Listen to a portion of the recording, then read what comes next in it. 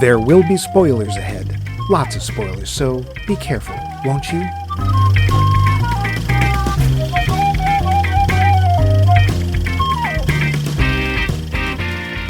Yeehaw, partners!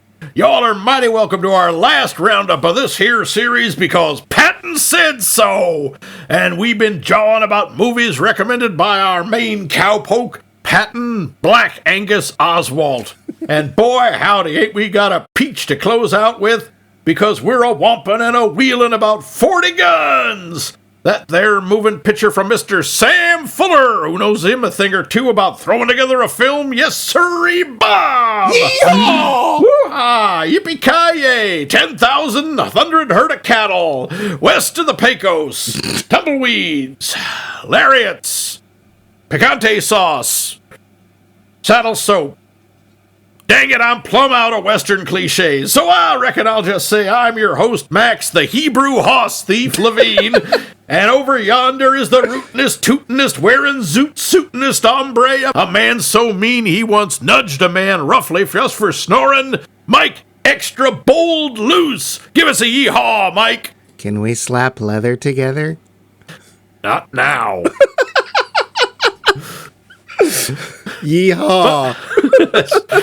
Excellent. We've now fulfilled the contractual obligations from the California Act of 1831 involving discussion of Western movies. There have to be at least 2 yeehaws, and we've each supplied one. Whew.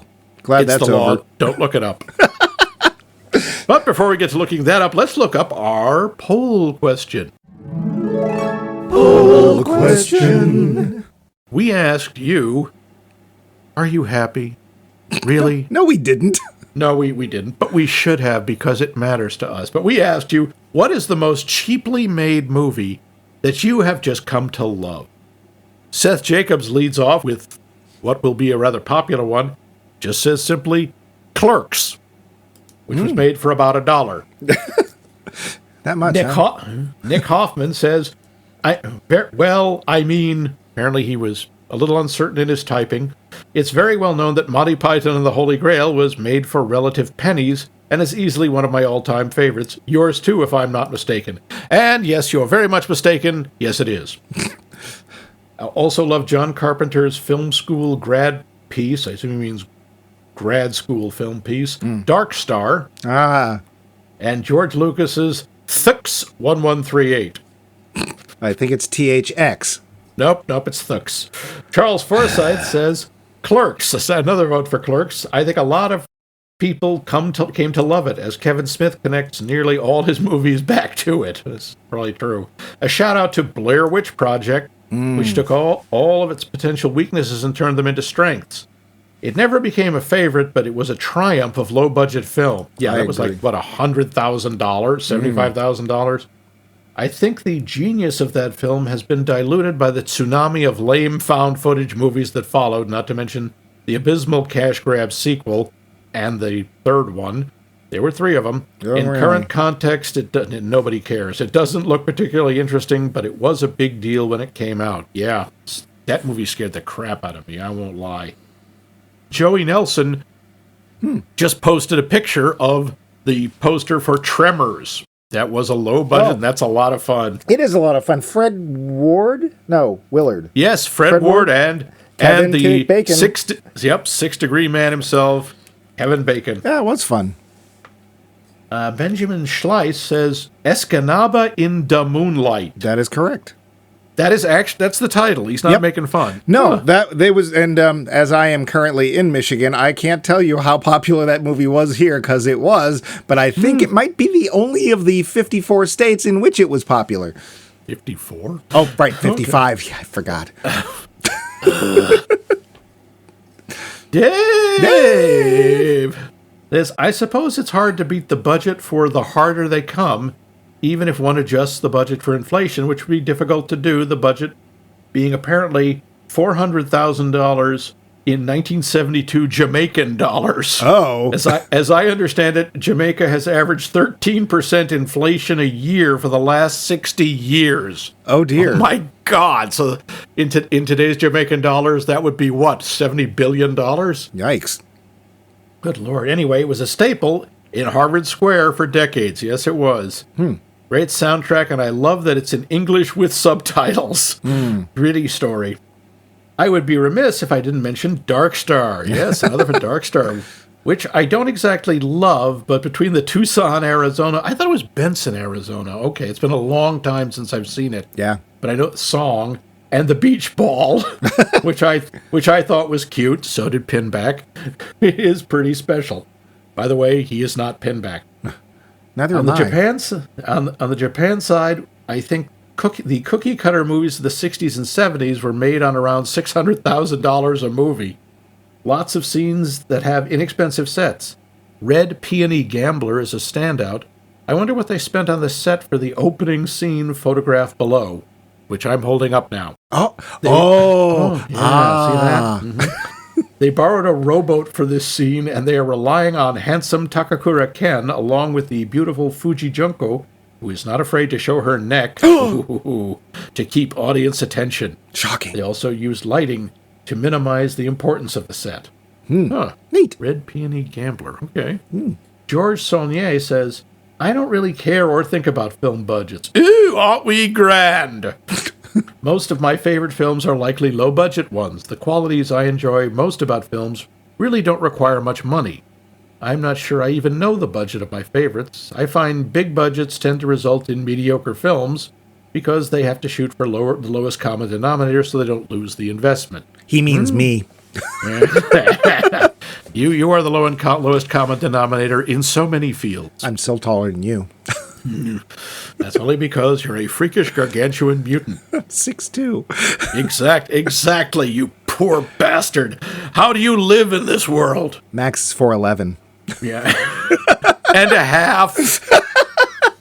In heels. Regan McStravick says, I have no idea what the actual budget was, but Dave made a maze. Oh, good for you, Dave. I bet this is another Dave. I think it's Seems a film. like it was done for somewhere between $100 and maybe a few $1,000s. Wow. Of course, that largely depends on whether or not and how much the crew was paid. The set, which is kind of brilliant, may have been made for nothing, with a few trips to the recycle yard. Oh, dear. Okay. Yeah, I cool. don't know what this... Tyler Stewart brings up El Mariachi. Yes. Oh, yeah. The first in the trilogy from Robert Rodriguez. And Pie. I like Pie, too. I like Pecan Pie. Yeah. Was that Aronofsky? I think I it cannot remember. was. Yeah, but it was made for like $1. Yeah, it was an interesting film, yeah. Mike Dance, another vote for Clerks. Adam Mark, in an uncharacteristically brief post, says, Blair Witch Project, it was made for $750,000. Iconic, memorable, and scary. It's a necessary staple of horror. I agree. Yeah, absolutely. Val Coons says, Queen and all-around empress of Q Footsteps. Of what? Praised Q Footsteps, the second best podcast in known space. Oh. Said, I gave this question a lot of thought, and I came up with 3. Oh, God. That wasn't a low-budget film. George Burns? No, Come on. Yeah, he's in that, Birdemic. Wait, no. Budget $10,000. That much? Wow, I'm stunned. Rod must have cost at least $50. Fungicide. No. Budget $140. And oh, come on. It's Science Crazed. Oh, there's no Really, budget. Val? She's messing with us. Says, She has to be. No budget provided. Yeah, or used. You never said they had to be good. We said you had to love them. And all 3 of these have been such a treasure trove of quotes from and about them, and it's your fault. Okay, we'll take the blame for that. No, she means you. Yeah, fine. I'll take the heat for that. All right. Good. Stephen the assistant says Clerks. Okay. And Feeders 2? Really? Yep. I got him hooked on riff tracks. So, wait, not Feeders 1, but specifically Feeders the sequel 2. apparently is better. Yeah. Okay, sure. I wouldn't argue. It's not worth it. It really isn't. But what about you, Mike? What's your favorite cheaply made but lovable film? I'm going to have to go with Deep House. No. Hey, that was $1 million. That was Yeah. way above any of these But guys. but not at the time. That was not a lot of money, considering what True. honestly, the Yeah, when you think production of the way- value for that film is really high. It's That just is true. The story is really dull. It looks surprisingly good, Well, especially they built for the that entire kind of money. house underwater and Yeah. shot that. So, no, Clerks. I really do like Clerks, and that one I saw in the theater, and it's like, oh, this is what happens when you shoot low light 16 millimeter and blow it up to 35. Whoo! It's like a snowstorm the whole film. But let's face Yeah. it really launched that career for Kevin Smith. So Yeah. But two that I really like. One of them's called Cube, and I don't think it gets a lot of press. Oh, I've heard of that. But it was I've a never seen really it. neat science fiction film about people that wake up and find out they're caught in this maze. Now, if you're claustrophobic, don't watch this film because it basically takes place in one room. They make like they're going to different rooms, but it's the same room. And then Primer, say our entire episode on Primer. Yep. Primer was a really clever film. The acting, while not outstanding, was totally solid and believable, and it was a really neat take on time travel, a subject that we generally can't stand. Yeah. So those I think for me are standouts for, and of course, you know, old trash like anything from Roger Corman in the 1950s, or good our old friend Ed Wood. You know, those have soft spots in my hearts. But for films that I think they're actually decent, Primer, Cube, and certainly Clerks. But what about you? Oddly enough, you covered mine. My first one was Primer. Yeah. You know, that was a budget of $7,000. Man, do they get a lot for that film. They get every dime's worth and more. It was episode 156, but go back and listen if you don't know anything about Primer. It was a surprisingly intelligent time travel film made for nothing. Yeah, yeah. And again, I also have Clerks. Yeah. That was made for nothing, and those are the ones for me. But thank you. These were some great ones, except for you, Val. He says, knowing it was entirely his fault, nothing to do with me. I didn't help pay for her subscription to Riff Tracks or right, and you didn't get her a copy of Science Crazed. Actually, to be fair, I didn't. She bought it herself. I warned her not to, but hey, and if you've never heard of Science Crazed, good for you. Yes. Currently, possibly the worst film I've ever seen. It's a serious contender for the worst. Yeah. But we would like your answers to a different question that does not have to do with the worst. Oh, good. In honor of this week's movie, if you like Westerns, and I know some people don't, what's your favorite Western? Or do you just dislike the whole genre? Yes. We already know Mike's answer. No. So, and at the end of the show, we will tell you the secret code for answering. There's no code. You email us or go to Facebook, but... You fool! You've given it away! You have to go shave your head, get plastic surgery, and move to Argentina. Argentina? Galambardo? But now we should get back to 40 Guns, oughtn't we? I suppose we ought. So let's get to some stuff about it. The facts. Budget, $300,000. Yeah. The gross, I have not been able to find it. Really? The closest I got, and this can't be right, was $6,000. Which means it would have completely tanked, and I don't think even a Barbara Stanwyck movie would have done that. So, no idea. I couldn't find anything anywhere. That's really weird. Yeah.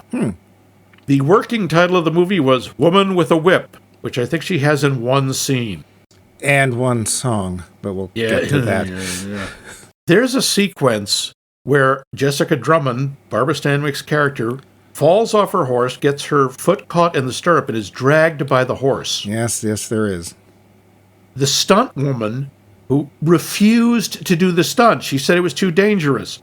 So without hesitation, Barbara Stanwyck did the stunt herself. Oh my God! She was 49 at this point, by the way. She was not a spring chicken. She got some bruises and some scrapes, but she was fine. You know what? That's good for her. That's a friggin' pro. Yeah. That is a professional right there. And we will be coming back to Barbara Stanwyck. Oh, yes. Yes, we will. For an early scene, Sam Fuller, who is the director, we'll get to him too, wanted one continuous shot along the entire length of the frontier town's main street, which, brace yourself, is on Fox's back lot, not a real frontier town. which had been used in hundreds of westerns. You've seen this street so many times. Various techniques were tried, including a camera mounted on a crane driving down the street, but Fuller didn't like the results. Eventually, he had 50 workmen build 1,000 feet of track to get the desired effect in one take.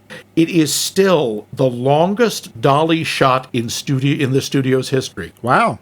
Yeah. Neat. Although there's an on-screen credit for Eve Brent that was she the honestly introducing? Wasn't she the introducing one? She had already done a bunch of movies before this. I don't know why they put that in. Oh. She's the gunsmith. Oh. This was apparently condemned in the U.S. because of its brutal handling of the narrative, but praised in Europe for its stylistic vigor. Brutal handling?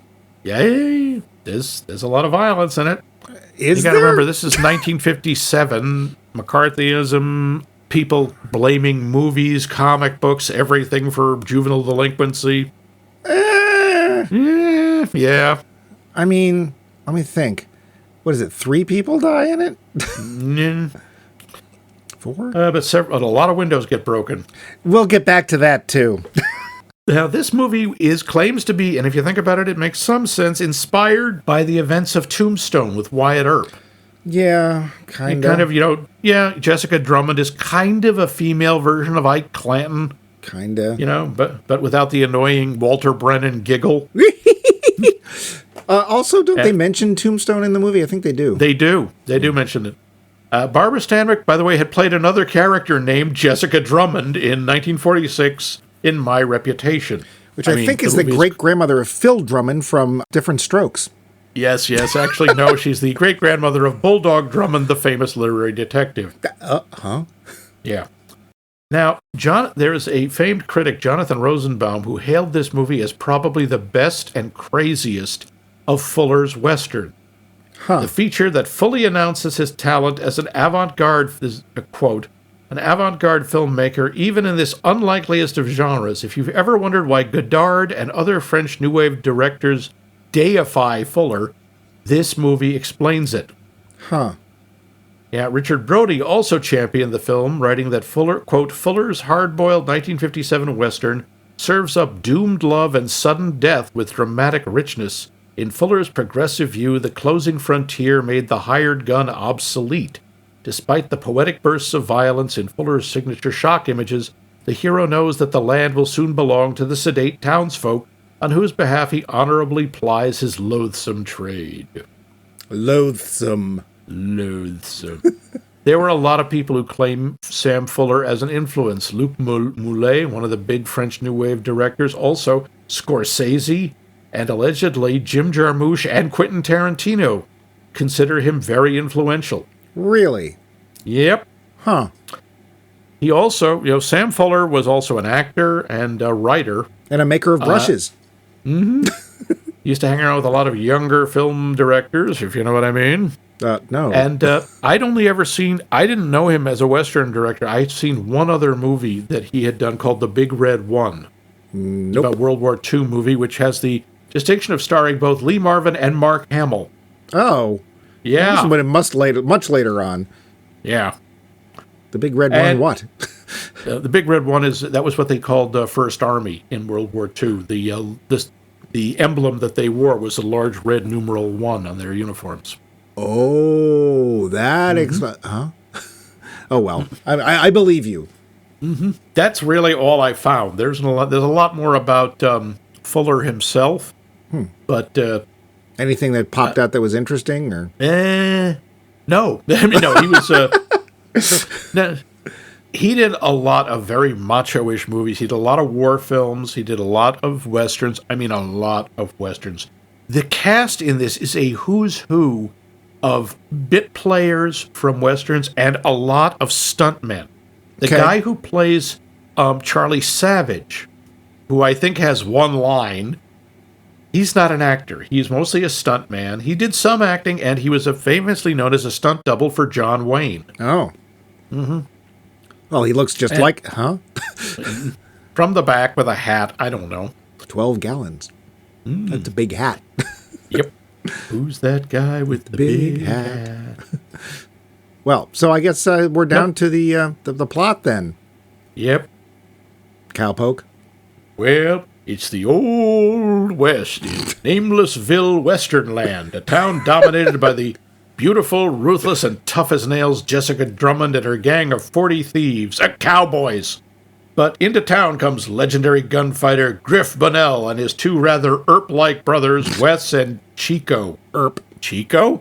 Yes. I know. Apparently they left Gummo and Harpo back east. They aim to clean up this one-horse town, and thank goodness it is a one-horse town, or rather, they plan to leave right away and head to California. Huh. Okay.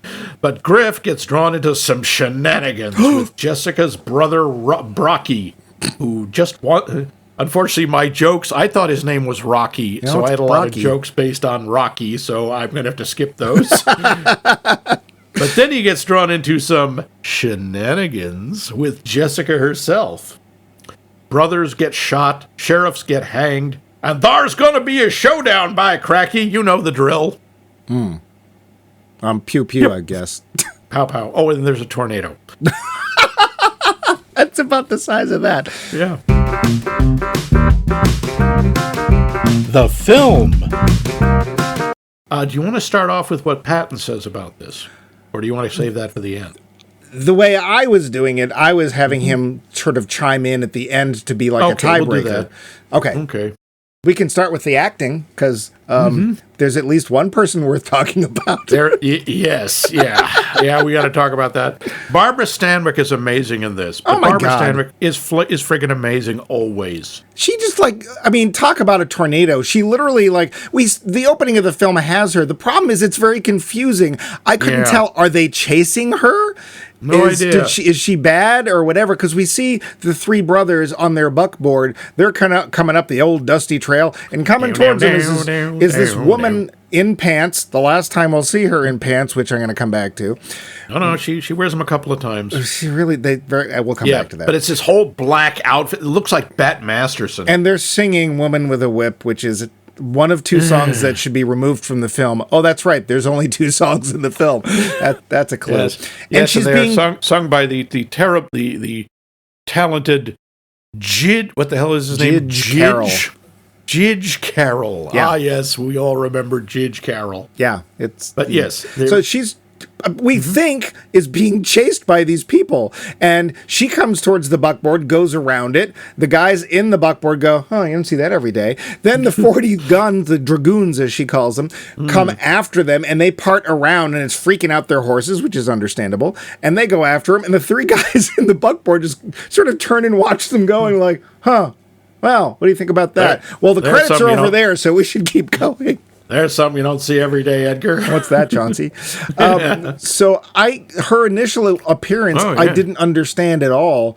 And it takes a while for us to find out what's actually going on. But it's very visually striking, though, because there she is all in black. Yeah. She's riding the only white horse. It's a little Lash LaRue, but... It's a little, but it looks very cool. And she's being followed by an army. Yeah. And it turns out it's her army. But yes, when she walks into the room...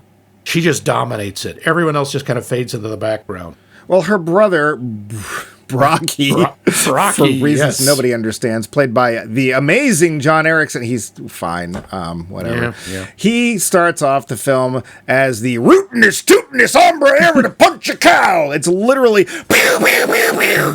varmint critter. And they shoot up the town, and everybody's like, oh, just no, what shall we do? And poor Griff, we'll get to in a second, steps in and basically knocks him out, just literally walks up to him and smacks him with the gun, which is kind of cool because you can tell that Brocky is actually scared of him, as he should be. And he gets arrested. Well, it turns out Brocky is the brother of Jessica Drummond, Barbara Stanwyck's character. So the next thing when we see her is she literally storms into the jail, goes to the cell, unlocks it, takes her brother out, and just leaves. Yeah. At the same time, the sheriff, who works for her, clearly, is doing this unbelievably fast reading of the charges, saying, now, clearly the gentleman was done in self-defense, you're fined $50 for disturbing the peace, and she's taken him out by the time he's finished reading it. Yeah. So her entrance is I'm going to say pretty much gold standard Barbara Stanwyck. And in many ways, she really does kind of ride off with this film. She really does.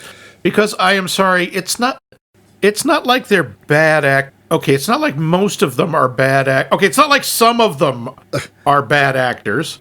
But there are some that are bad actors. I'm sorry, the guy who gets shot, John, the marshal in the beginning. Okay. He's terrible. I guess.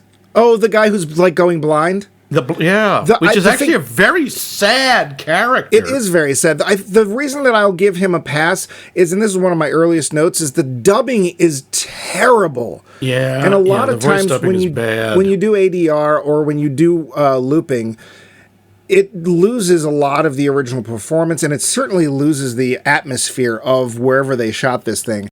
And there's a lot of dubbing in this film, and it's terrible. Now, does that in any way excuse his performance? Probably not. But yeah, he's on screen for like 5 minutes and then he's dead. Right. Brocky, played by John Erickson. I think he probably saw a couple of James Dean movies. You're tearing me apart? I didn't think he was bad. I just thought he was handing it out. He's a little over the top, but honestly, the character kind of calls for that. He's clearly this spoiled... his sister gets him out of everything. Well... He's very immature. I had a different take on that. Do you want to go through the acting first, or do you want to let's go through the acting. So he's, honestly, I'm going to put him in the category of fine. Yeah, he's decent. He's certainly not embarrassing. How about Barry Sullivan as Griff, our hard-boiled gunfighter? Well, here's the main problem. Barry Sullivan and Gene Barry don't look all that dissimilar, and there's often scenes where I don't know which one is which. Gene Barry plays his brother Wes. Yeah, and which Gene is Barry good casting. Gene Barry I've seen before because he's from War of the Worlds, right? So he's he and Barry Sullivan look enough alike that I can't tell one from the other, and also I couldn't tell if his name was Griff or Cliff. And it wasn't until I started looking at the cast list, it's like, oh, it is actually Griff. And like Max had the problem with Rocky and Brocky, so, because who would call him? By the way, you were right. Gene Barry was in War of the Worlds, and he was, in fact, Dr. Clayton Forrester. Yep. He's very tall. Dr. I think Clayton Barry Sullivan, Firebrand Forrester. Barry Sullivan is, I'm going to go with fine. I think part of it is actually the writing, and we're going to come back to the writing. I think he's fine. I think he does a good job. He's really good at the quiet menace. The sequence where he's doing the walk toward Rocky. You mean the science-crazed portion of the film? No, where he's doing the stalk up the street. Well, you only see his feet. Yeah, but that's enough. I really like the fact that one of the guys turns and goes, there's only one man who walks that way. Although when he says it, I'm like, what, you mean 1 foot in front of the other? Yeah. I'm pretty sure other people do that. I didn't find his walk particularly interesting, but whatever. But the presence he has is pretty impressive, and all of the gunslingers just turn and run. Because they recognize him, they know he's Griff Bonnell, they know he's an absolute badass. Yeah. And only Rocky is dumb enough to try to stand up to him. Brocky. I guess it's short for broccoli? I don't know. We have Gene Barry, whose part is not that huge, and he's fine. He instantly falls in love with the gunsmith, who is a woman. And I gotta say, for a Western... The women in this film are actually pretty cool. They're generally pretty tough. She basically shows up and she's like, I'm going to have you. And Wes is like, well, I don't know. And she's like, nope, I'm going to have you. And that's pretty much it. And apart from like a couple of sort of teasing comments, no one seems to think it's at all odd that the town gunsmith is a woman. No. Gunsmith is a very macho position to be in, especially in a Western movie. Yeah. Because the guns are such a masculine symbol. Because know. Yes. They're big and they go blam blam. Yes. And that's long and hard and fit in your pants. Go slap leather and come back. But yeah, Eve Brent, I think, does a really nice job as Lavinia. And there's really only 2 women characters in this film, really. Yeah. And they're both... not typical, and that's very refreshing. So there's apparently some woman named Rio, but I really don't remember her at all. She's the one who's rolling around on the ground with Brocky at some point, and she just obviously he's gotten her pregnant or some such, and she went, to his sister, and he's mad about that. Well, and I got to give her credit too, because Brocky's like, "You're not going to go to my sister. I want you to go into town and say that nothing ever happened." And she's like, "I'm not going to badmouth your sister." Slap. Yes, you are. No, I'm not. Slap. Yes, you are. No, I'm not.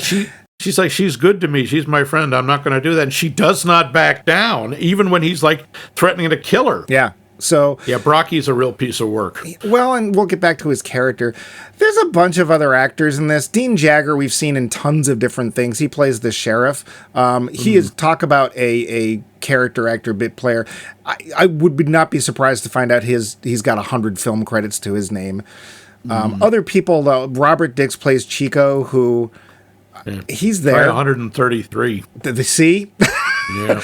Robert Dix is Chico Bennell, the kid, who I think is probably close to 30, but whatever. Yeah, well. He's the little brother that, oh gosh, I want to be a gunslinger too. This was an interesting thing in it, because honestly, when after about half an hour in this movie, I'm like, oh, Chico's dead. Me too. I had the same note, and it turns out he wasn't the one who dies. No. So, yeah. No, that was a surprise. Yeah. Otherwise, I think we have, and the rest, really. Yeah. They have names, but nobody really stood out.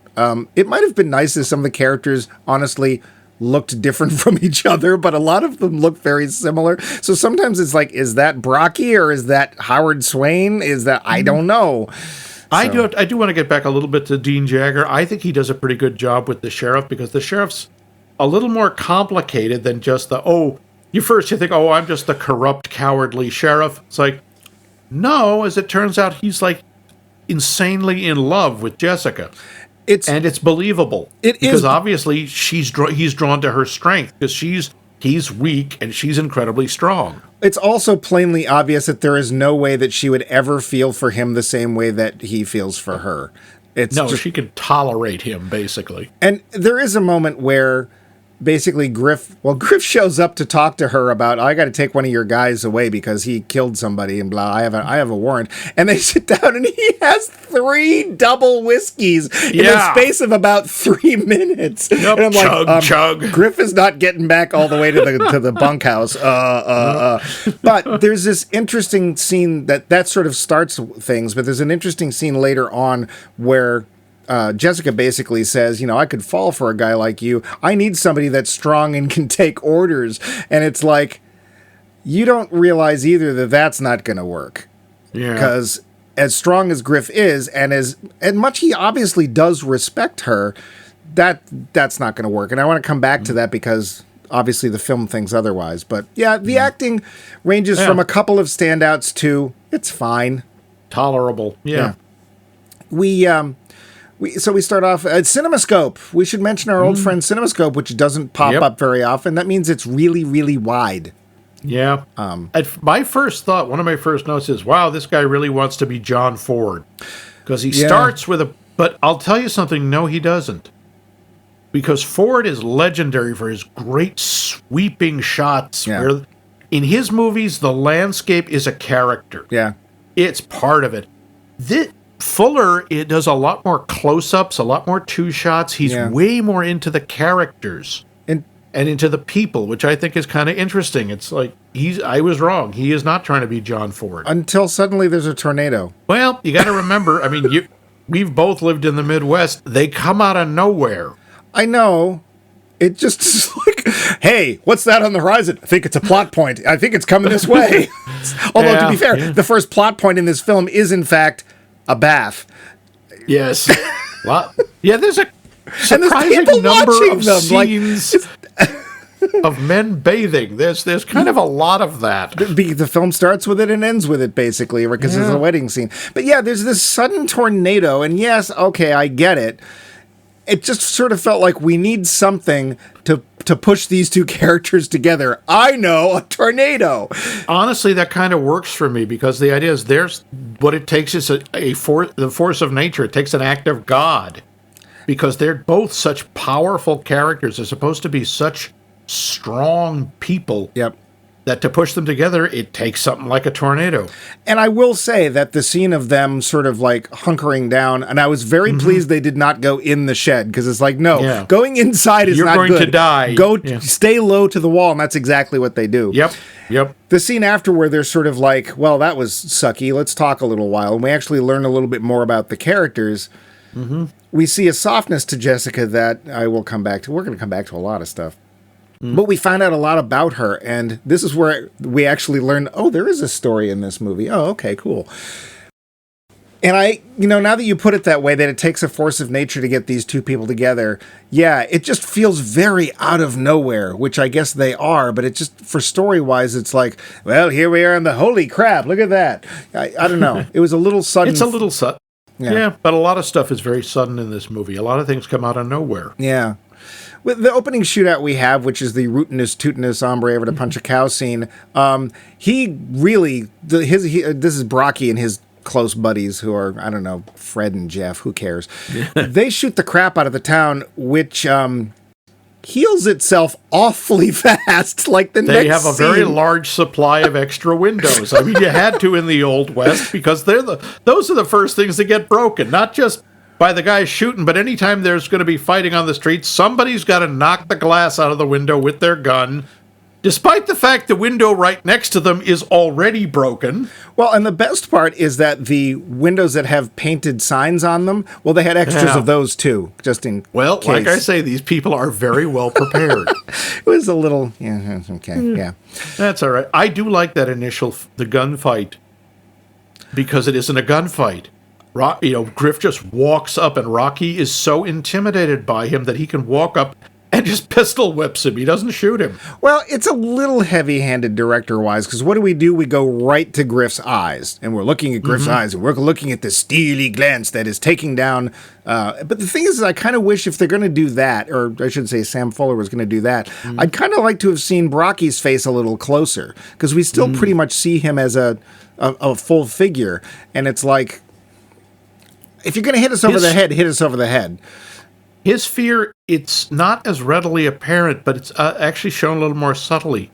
We keep seeing close-up of his gun hand. Yeah. And if you look, his hand's shaking. Yeah. Not violently. There's a tremor. Yeah. He is scared. He's just better at hiding it. I like the idea. I just don't think the execution was there, fully there.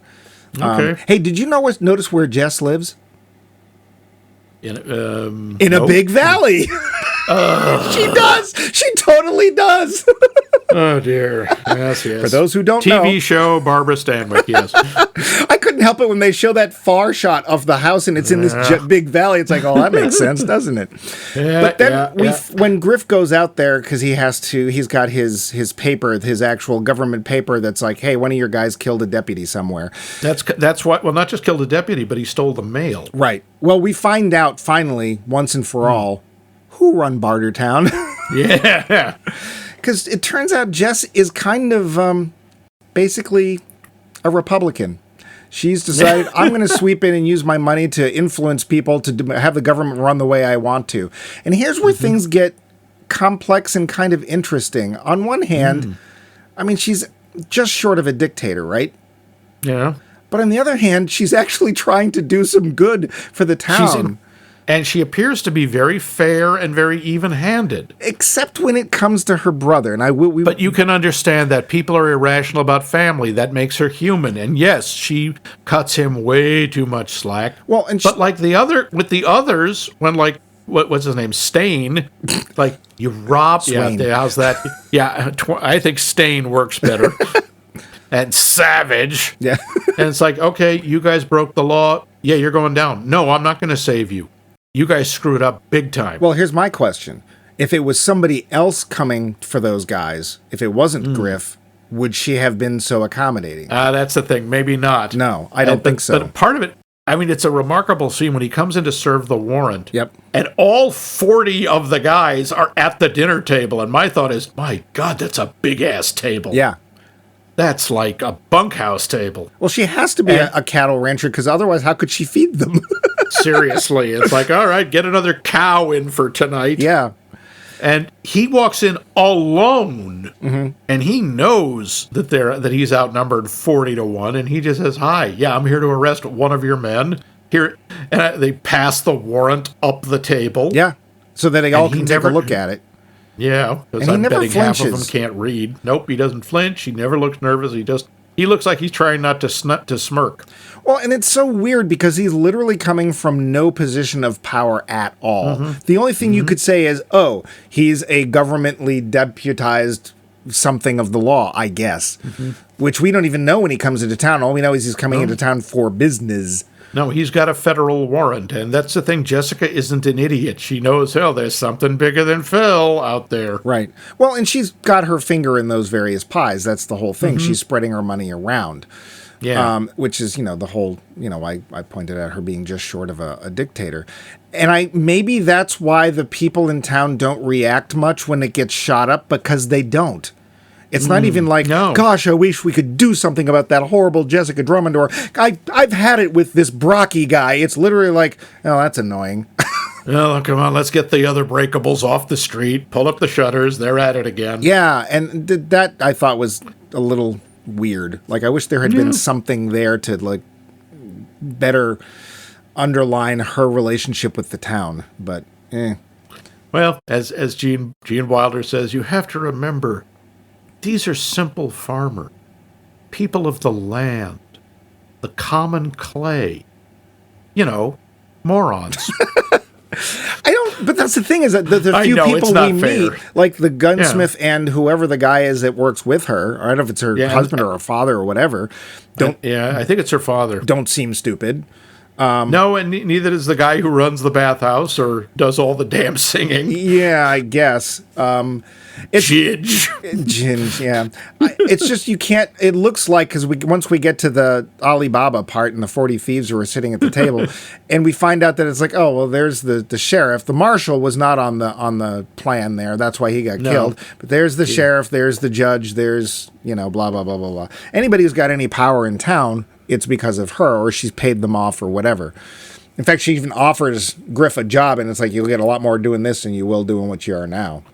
And I like one of her lines to him when she's saying how, there's no room for you gunfighters anymore. It's a line I really like. You don't want the only evidence of your life's work to be bullet holes in men. Yeah. Like, damn. Yeah, I wish we'd had evidence of that, though, because it seems like the gunfighters seem to do pretty well in this film. I mean, Brocky gets to shoot his mouth off, literally, and we have Griff come in and he takes care of things with guns. Like, we hear about, oh, things are now moving to government. There's a lot more show, don't tell about that. Yeah. Oh, the other way around. Tell, don't show. Yeah. Tell, don't show, yeah. Yeah, and well, all right, so we keep saying we'll get back to this. Let's get to this. There's some character stuff in here that I think is thought about when the script was written, but isn't really fully fleshed out to me. How do you mean? Well, so Brocky is actually, or could have been, 57, a very nuanced, complex character. Because we find out that what happened was her dad died right before, I guess, or no, he died a little after Brocky was born. But her mother, she was born, and we're going to guess she's probably 10 years older than Brocky. Probably. Maybe more, because she said she was 49 when she did this. Cripes. And her mother, she was alone with her mother in that shed when her mother was going into labor. She delivered Brocky, and her mom died.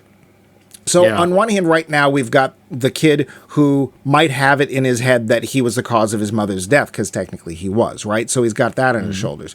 2, he's the younger child, and he's the boy, and who's in charge? His older sister.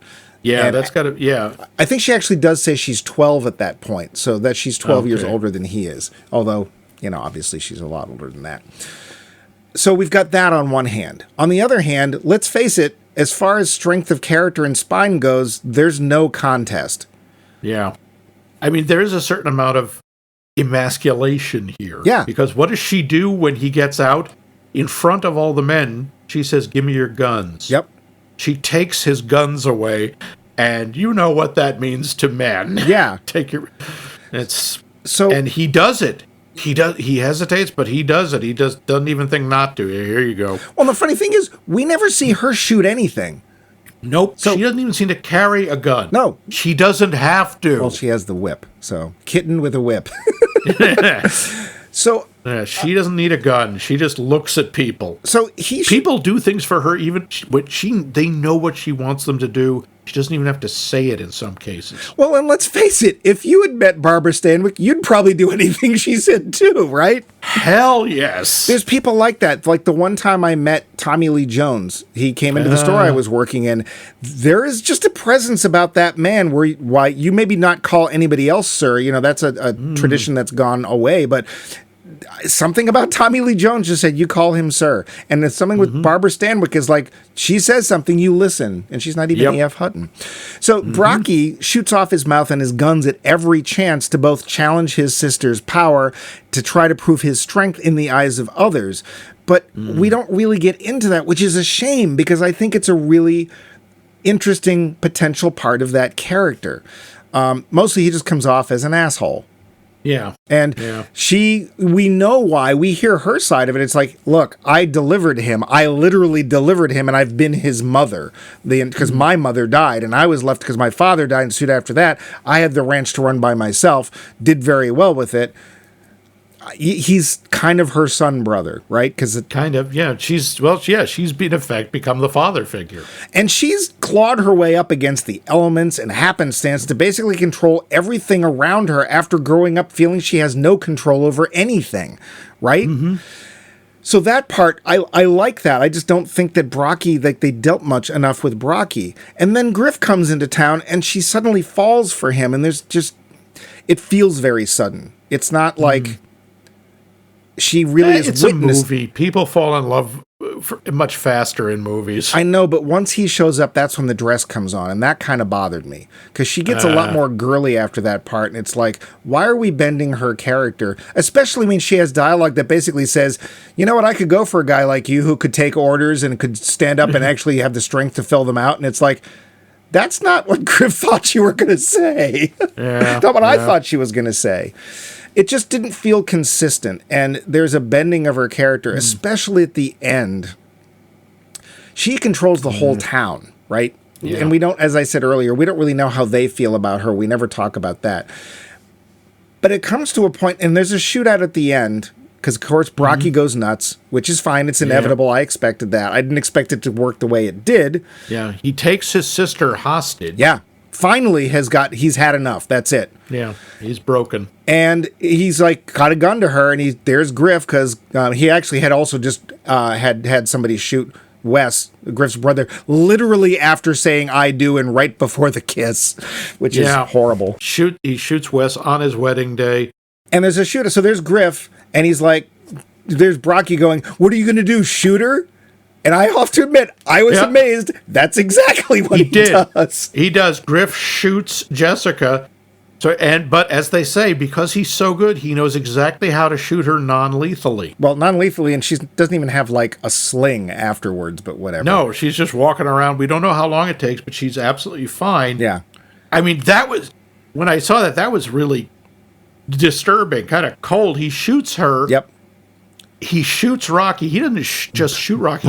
He's Rocky as far as I'm concerned. Like broccoli. So he shoots Spocky, and he empties his gun into him. And it's always about how they talk about even, you didn't shoot him like a lawman. No. You blew up at it. He just shoots him over and over until the gun's empty. And then he just walks past her. Yep. He doesn't check to see if she's alive. He doesn't pick her up. He just doesn't break stride. He says, get a doctor, she'll live. Like, he knows. He's apparently that good a gunman that he knows.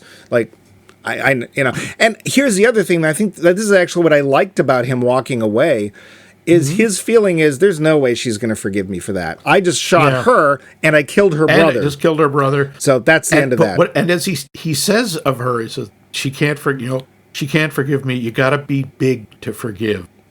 And the fact that I know at the end there's the thing, he's riding out of town on his buckboard, not into a sunset, but there's one just around the corner. He's riding into the gray.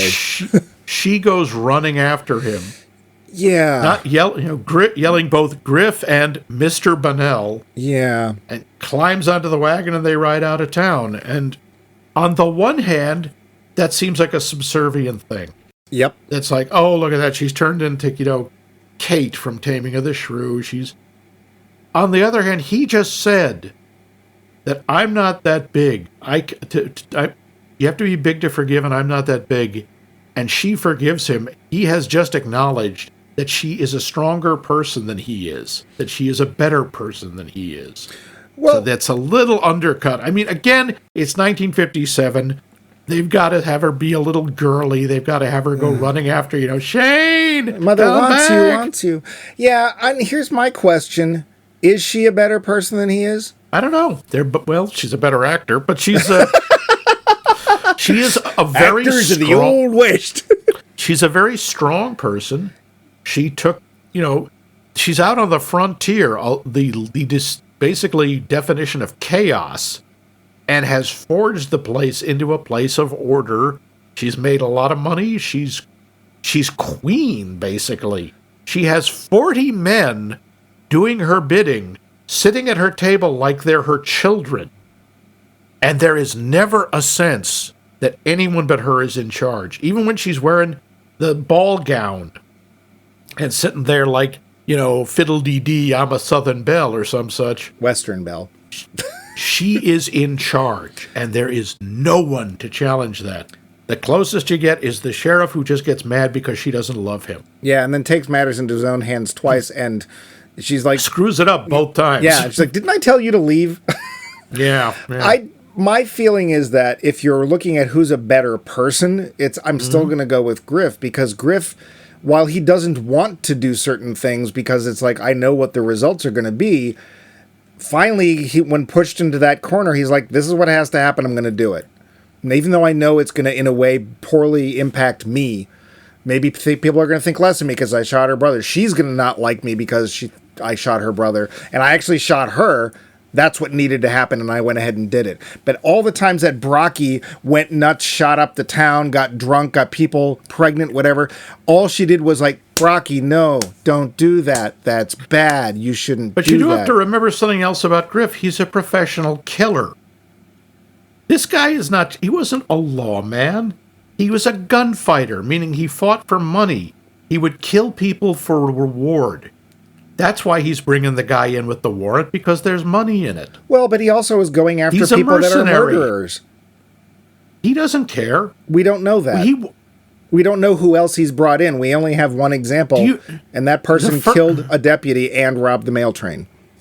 When his old friend John, the blind marshal, is asking for his help, he keeps saying, it's not my fight. Yeah. I'm not going to do it. When Brocky's tearing the place up, he says, it's not my fight. I'm not going to do it. He finally does it because his friend the blacksmith goes running out.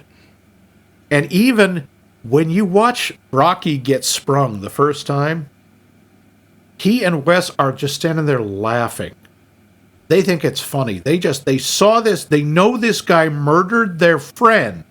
They know it was murder, and they think it's funny that he's walking.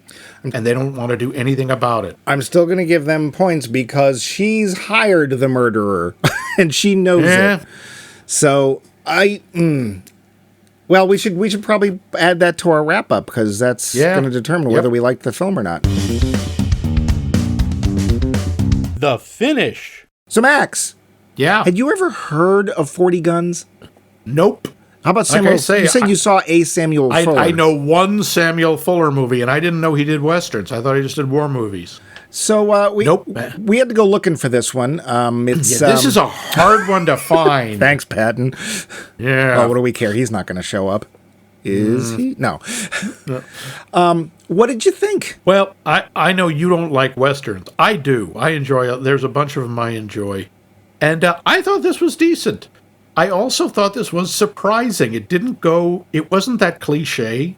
It was some, but it went in directions I didn't think. I'm sitting there going, oh, Chico's going to die. No, he's not. No. He's going to end up as the marshal. I had the same note. And and like, oh, wow, the gunsmith is a woman and no one does anything weird. No one's weird about it. Barbara Stanwyck isn't a villain. She's, morally questionable. Yeah. But she's not a bloodthirst. She's not Ike Clanton. No. And I think it's interesting. I do think the acting is, except for Barbara Stanwyck, who's amazing, the acting is par. It's adequate, but nothing to write home about. This is not a John Ford Western where you've got people like Henry Fonda or Jimmy Stewart or even John Wayne, who, when he isn't playing a Mongol, does a pretty good job. See our entire episode on The Conqueror. The Conqueror. Yes, you speak the truth, my mother. Yeah. But yeah, the act. I think I liked it. I think it's interesting. I'm glad I saw it. And if you are into westerns, I would recommend this. It's kind of non-standard. What about you? You'd never seen this or heard of it either, right? Or even Samuel Fuller. Never heard of him. Yeah. I think there's a good story in there. I just don't think it had been properly fleshed out. There are some scenes that work very well. There's a sort of an ambush scene towards the end with this character named Charlie Savage. And it is very tense because it seems to be set up really well, and we keep waiting for Griff to go, "Oh yeah, I know what's happening." And he doesn't. And there's only one character that knows what's going on, and that's the cat. And if he had just listened to the cat, he would know there was always listen to the cat. I did like they've got this poor Patsy named Wiley. Yeah. And he's supposed to be pretending to be Savage, come get me. And the poor guy, he's standing there, and all I could think is, line? Because it's like he forgets what he's supposed to. He's so scared. Yeah. And I got to say, we diss on the acting in this, and Wiley is in one scene. Yeah. He does a really good job of conveying someone who's just scared out of his mind. I think he peed. I'm almost sure he did. And what does he do at the end? He faints. Yeah, well, I would too. He literally keels over. But I think there's a lot of scattershot ideas that don't feel fully ironed out to me. I think I get the tornado, but it just seems sort of like, here we are in the old, holy crap, what's that? Like, it just feels very out of, like, oh yeah, tornadoes. I gotta say, though, the special effects were really good. It looked very... The tornado was very convincing. And I don't know what they had powering the giant fans, but they were obviously blowing a lot of dust. I think that's where the budget went, was the big fan. Yeah. But it just felt like I didn't feel the characters' motivations were as clear as they could be. And there was definitely potential for some really interesting, more nuanced characters in there. Like, I was able to add this backstory for Brocky that is hinted at, but it's like, if they had been like another draft or something, I don't know. I'd say if you like Westerns, there's lots better Westerns out there, quite honestly. The star is Barbara Stanwyck. I love the fact that the women in this film are not portrayed as the usual types in Westerns. And especially Barbara Stanwyck. They're not damsels. Especially now that I know she did her own... give me that horse, I can do it. Because I bet she spits. I just bet Barbara Stanwyck spits. Ow, and ow. I bet she's the hard-drinkingest actor on that set. It just, it's... For me, it had potential, but it didn't live up to it. But what does Patton think? He has a very quick take on this. He says, this is a fantastic Western. Barbara Stanwyck with a whip, basically leading Gene Barry around by the nose. Fantastic Western. Got to see it back in the day with Sam Fuller and Gene Barry talking about Sam Fuller giving him acting tips. Be louder. So, boom, I'm in. I think he means Barry Sullivan, which is not that that's who he saw the film with, but she's leading Barry Sullivan around by the nose, not Gene Barry. No, he said Gene Barry. Yeah, but Barry Sullivan is Griff Bonnell. Yeah, and I don't know. Maybe he got it mixed up. Yeah, must have, because I don't think Barbara Stanwyck really says much of anything to Wes Bonnell. Nope. But yeah, well, that was cool. Yeah, and we have to personally thank. Yes, our listener, our close personal buddy, best friend in the whole world, who we now live with in our mountaintop secret cabin made of gingerbread, Patton Oswalt. Hey, buddy, thanks. Hey, we actually got within 20 feet of him once. We did. Yeah. We did indeed. Yeah. That ends that series. But we have a poll question that's not done. And Max, if you'd go over that for us and tell us how people could answer that poll question. Well, I reckon I will. Yep. I hope next week's not a Western. Ching. Ching. Go for your shooting iron, Edmund. Yep. If you like Westerns, what is your favorite Western? Or do you just dislike the entire genre? And you can answer this by, as Mike foolishly gave away at the beginning, by emailing us at maxmikemovies.com, or you can go to our website, maxmikemovies.com, and leave a comment, or you can find us on the Buckface with Facebook. Facebook. Max Mike Movies. Facebook. Spaceship. And you can find us on the podcast app of your choice, of anyone's choice, of all choices. We're out there. It's the choice of a new generation. It is. And the old generation. And the generation that never existed. And a coffee generation. But that is, as Mike says, the end of this series, because Patton said so. And now we start a brand new series. What's this new series called, Mike? This new series, it's a new series that's called Didn't Win, Didn't Win, Didn't Win. And it's all about movies that a lot of people, likely us, thought should have won Best Picture, but didn't. Aren't we timely? Because the Oscars are coming up. Yeah, to be fair, as we record this, the Oscars is in a few days, and there's a film that a lot of people would like to see win Best Picture, which we're going to, probably bet isn't going to. It's unlikely. And if that's the case, then... we talked about... Yeah, we did.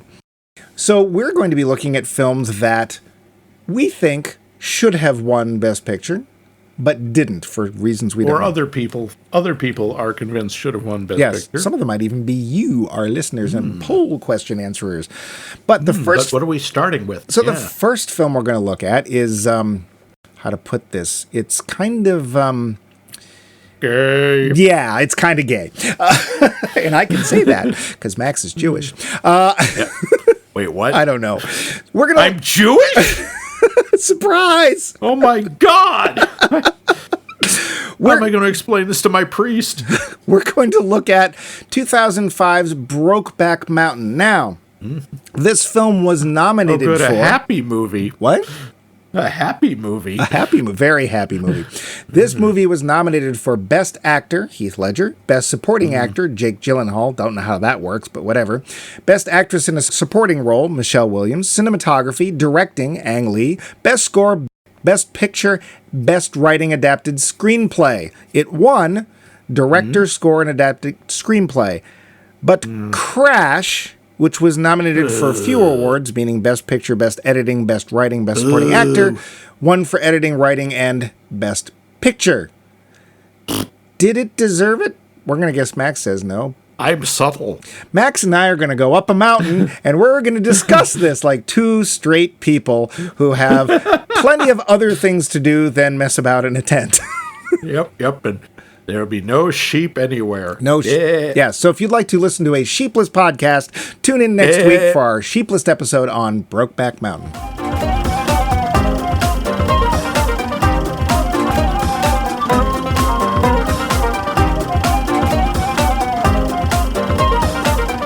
This has been a co-production of The Voice of Max and The Movie Wrench.